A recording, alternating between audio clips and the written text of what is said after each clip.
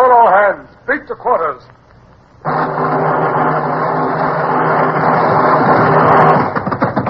Run out the guns. Stand by the starboard battery. One broadside into her, if you please, Captain Bush.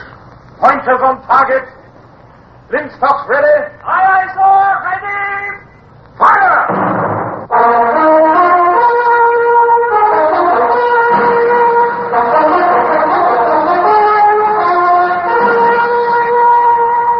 Presenting Michael Redgrave as C.S. Forrester's indomitable man of the sea, Horatio Hornblower.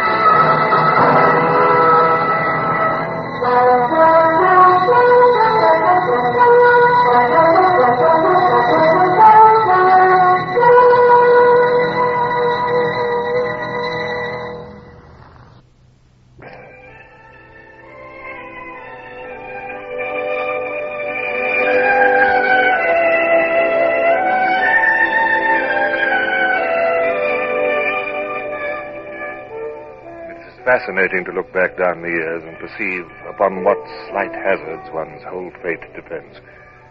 The spin of a guinea was to have far-reaching consequences for me. There was no sign of the flagship Pluto at the rendezvous, but it was not long before the Caligula bore up from windward, and Captain Bolton signaled his invitation for me to dine with him. Despite the almost tropical heat, he gave me pea soup, red mullet, a saddle of mutton, and Stilton cheese. We sipped syrupy port and sweltered in his after cabin. Oh, well, Hornblower. Now I suppose we must wait in idleness for the arrival of Sir Macho Pomposo, our Rear Admiral of the Red. I must say, sir, I've never thought of Sir Percy Leighton in that light. Well, I have. He's a pompous fool. He got worse since he married Lady Barbara Wellesley. I don't respect an admiral who's no seaman. Oh, there's no telling how long he might be before he gets here. What do you suggest we do? Well, perhaps one of us might push northward and harry the coast while the other waits for the flagship. Yes, good suggestion, that. Who? You or me? There's nothing I'd like better, sir, but the decision must be yours. You're the senior officer of the station. Yes, well, I'd let you go for old time's sake if I didn't want to go myself. Tell you what, Hornblower, I'll be fair. I'll toss you for it. Here's a guinea. King or spade? Spade. Then up she goes. Spade it is. Oh, you're a lucky devil, Hornblower. Still, I'm glad you won. You can speak Spanish. That may be an advantage. Now, don't be gone more than 3 days in case his mightiness turns up. Yes. And good luck. Thank you, sir. Had I foreseen what the flick of that coin was to lead to, I might have been less pleased and excited as I stood on my quarterdeck half an hour after dawn the following morning. But disaster was far in the future. The wind was fair, and Cape Creux, just south of the Spanish-French border, was clear on the larboard beam. Sail ho! Nearly right ahead. A brig, sir, standing out from the land on the starboard tack. This is what I hoped for, Mr. Bush. Yes, sir. I suppose the only way Bonaparte can get supplies to his army in Spain is by slipping them along the coast in brigs under the protection of the shore batteries. Yes, Spanish roads and Spanish armies afford too many obstacles to the land route. Mr. Gerard, hoist the colors. Sir. And call all hands. Head to cut her off. Sir. What's the matter with her, sir? She's making no attempt to escape. She must have seen us. Very strange. Can she be an English brig? Here, Savage, take your glass and tell me what you can see from the main rigging. There's one thing, Mr. Bush. This is our best point of sailing. We should have the heels of her. Well, she's head's right enough, sir. She's wearing her colors. Oh, she's signaling now, sir. Oh, it's a bit hard to read. I've got it, sir. It's the signal M.V.? What the devil's that? Is it in the signals book, Vincent? No, sir. I've been looking for it. It's not in our code. We'll know soon enough, sir. We're overhauling her. No. She's wearing round again. She's trying to get away now. It's no good, monsieur. You'll be ours presently. A handsome bit of prize money for us there. Yes, I can see now what's happened. She saw our red ensign and took it for the red of the tricolour. Remember, ours was a Dutch ship before she was taken and refitted. Our round bows are very like a French ship. That NV must be the private French recognition signal. That's worth remembering. NV. Trying to course of windward, sir. Well, fire a shot across her bows. Number 2 gun. A single shot across the bows. Fire! That's done it. She's heaving to. The flag's coming down. She surrenders. Silence there. Silence. Mr. Bush, take a boat and board her. Mr. Clark, your prize master, take 6 hands with you and navigate her to Port Mahon. Aye, aye, sir.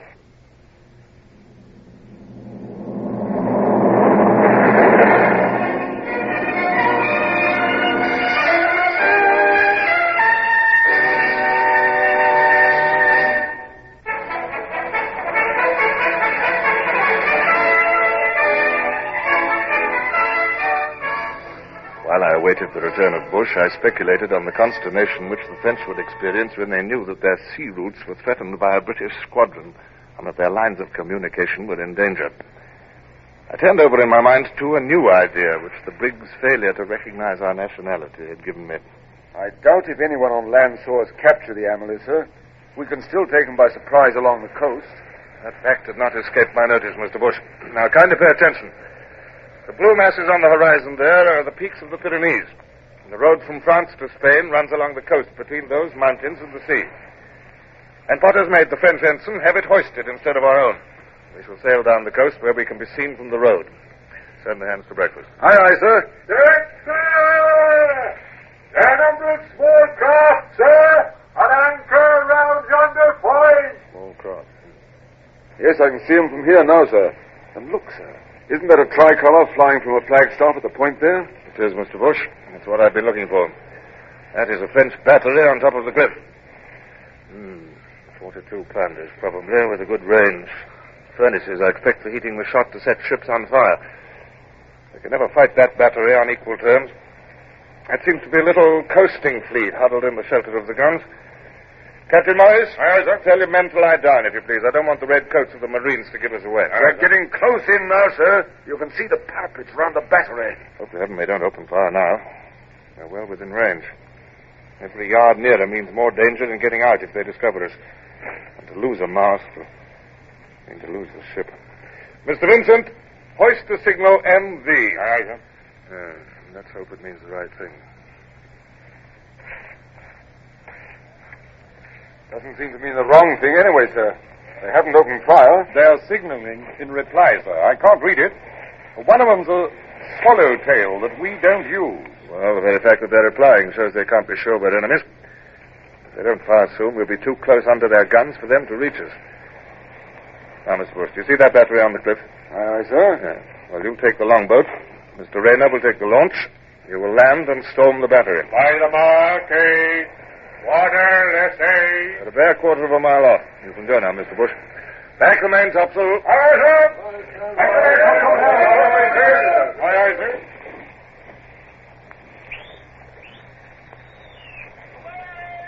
Throw the guns down the cliff, Mr. Bush. Wreck the battery if you can. But don't stay a moment longer than necessary. Aye, sir. We're off now. Helm a lead. Mr. Gerard, put the ship about. Aye, down sir. with that French flag and send up our own. Aye, sir. Aha. They've opened fire at last. They hit us, too, sir. Somewhere forward, I think. Thank heaven they're firing at us. If they hit those boats, we'll be in a pretty fix. Mr. Gerard, see if your guns can reach the battery, and be sure they aim carefully. It's no good unless the embrasures can be swept. Stow the guns. Fire as your guns bear. Steady aim. Now! Lift them! Lift them! I can see the dust from the cliff. You're 30 feet too low. If we can only get a few shots through the embrasure, sir, it'll upset their gunners. Do it quickly, man. They're firing at our boats now. They've hit the launch. No, there she is again. She was nearly swamped, but not hit. They're rowing crab fashion. The shot must have smashed her port oars. They're safe now, sir. They're in the surf. Look, sir, they're landing. The guns are doing better, too, now. That was a hit. And another. Right on the embrasure, sir. Very good, Mr. Gerard, but you must cease fire now whilst our men are mounting that cliff. Cease fire! The flag, sir. The flag. It's coming down. The storming party are holding it down. They've taken the battery. Mr. Gerard, put the ship about. Aye, sir. Send in the quarter boat to take possession of the craft in the bay. Aye, sir. Quarter boat away. There's 7 craft there, sir. A fine haul. There goes their crew, pulling from the shore in their dinghies. Shall I chase or fire on it? No, let them go. I have no wish to be burdened with prisoners or to damage our prizes. Mr. Bush's party is toppling the guns over, sir. Look at that one. Down the cliff like an avalanche.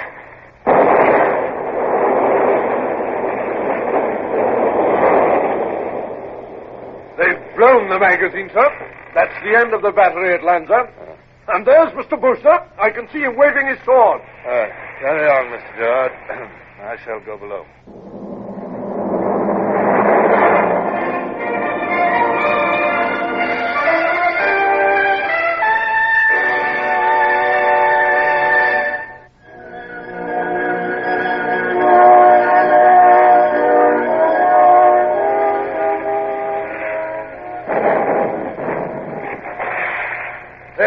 Shooting well. That splash wasn't more than 100 yards off our port beam. Who couldn't shoot well with their advantages?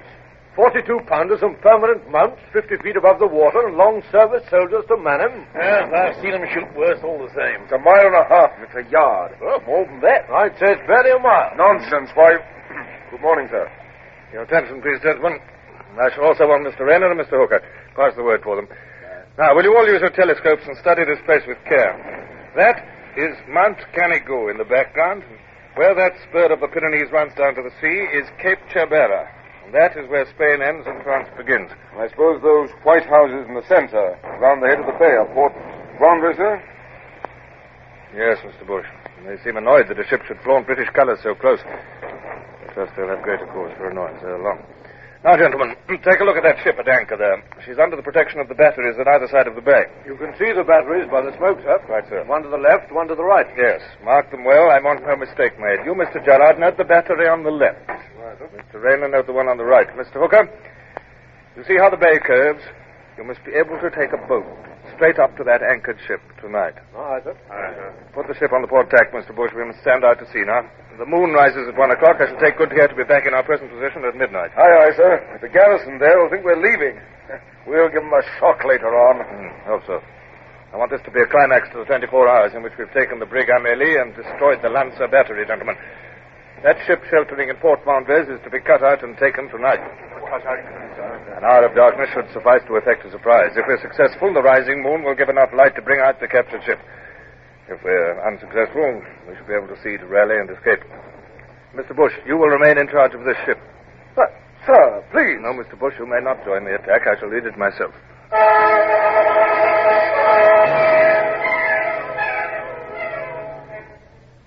It was very dark, but the stars were glowing clearly, and the Sutherland was stealing landwards like a ghost. The crew was resting on the gangways and the main deck. When the subdued voices of their officers called them, they mustered silently, each division assembling for its particular duty. I checked the position of the ship with Bush and strained my eyes through my night glass for a glimpse of the shore. Longboat crew here. Launch crew here, sir. You can heave to now, Mr. Bush. I trust this expedition will be a success for your sake. For my sake, sir? Yes, I'm taking 250 men. If we do not return, you will have barely sufficient crew to navigate the ship to the rendezvous. Oh, you'll return, sir, and with the French ship. All the same, I wish you'd let me go in your place. Your duty is here, Bush. See to it. Are the boats outside? Aye, aye, sir. Here's your barge. Goodbye, sir. Good luck. Thank you. All right. Move aside, Brown. I shall sit in the stern. Are the oars muffled? Yes, sir. Keep way there. Well, the two cutters behind us, Brown. Right us down, sir. Listen, sir. What's that? As I expected. The French are rowing a guard round their precious ship. Ready at the oars there? All ready, sir. Remember, men, cold steel. If any man fires before I do, I'll shoot him with my own hand. Give way.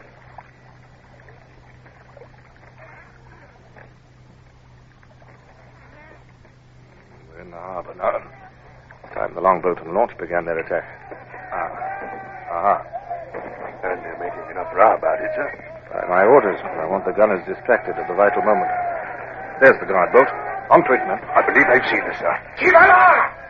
Straight into her, men. Ship oars. Follow me, men. No prisoners. Throw them overboard. Lower that, Brian. That fellow on the bottom of the boat. Stand clear. Oh, thanks, sir. He landed up and right on his face. I think that's the lot, so we took them by surprise. They're all dead or unconscious or overside. Warm work while it lasted. Yes, sir. Right, back into the barge, everyone. Your neck, sir. It's covered with blood. Just let me... There's no time to waste. There's nothing. Go on. Give way. That'll be the cutters. They've reached the anchored ship. Pull, men. They'll need our help.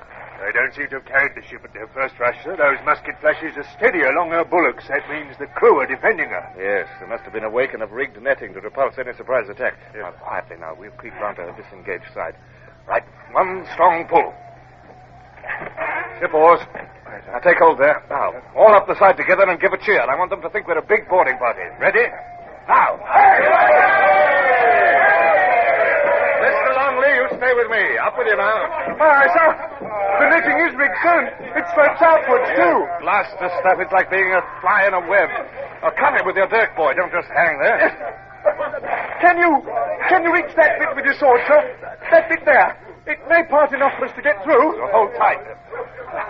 Hold on. The whole lot's coming away. We'll be in the sea in a minute. I'm through, sir. Give me a hand, sir. Well done, lad. Now.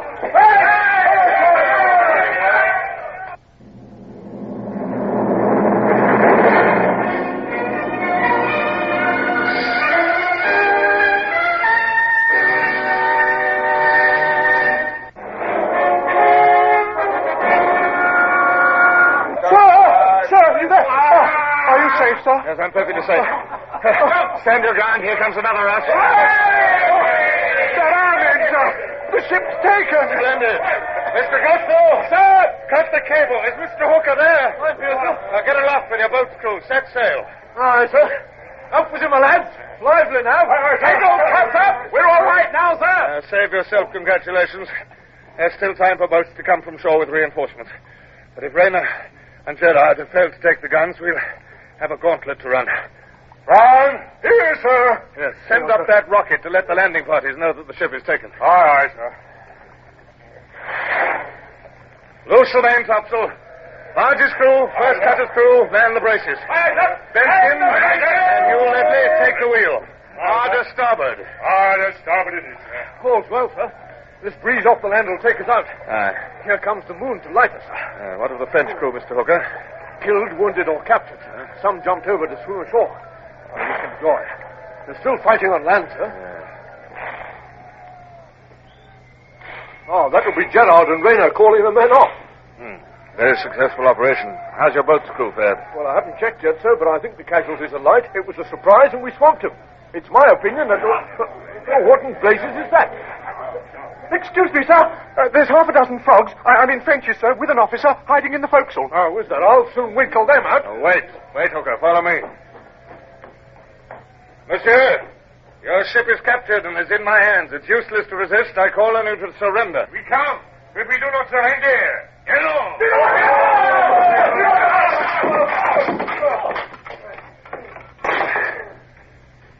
A pity, but if they chose to die, I couldn't prevent them. Brown, have the barge crew ready to row me to the Sutherland. We shall raise her presently. Aye, sir.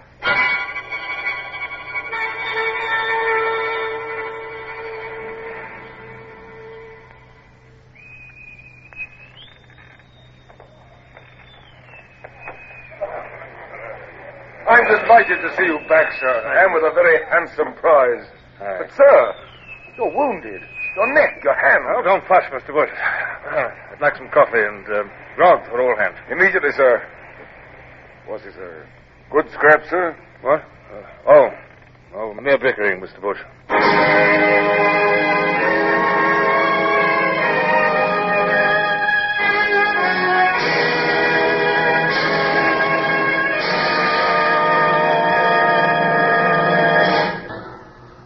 Horatio Hornblower, starring Michael Redgrave, is based on the novels by C.S. Forrester.